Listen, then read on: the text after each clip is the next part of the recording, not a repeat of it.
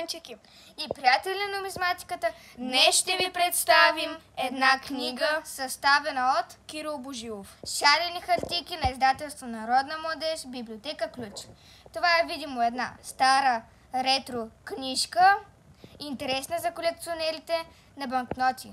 В нея може да намерите описанието и историята на всеки български лот с банкноти. Имаме цветни и много добри илюстрации на български банкноти. Имаме както и един стар стикер.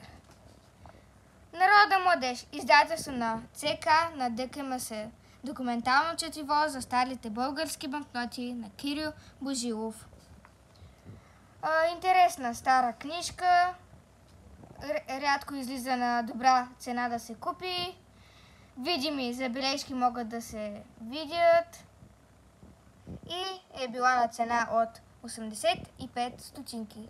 Препоръчвам ви, ако сте запалени колекционери на банкноти и не само, да си купите тая книжка, която също може да ви е добро попълнение във вашата колекция.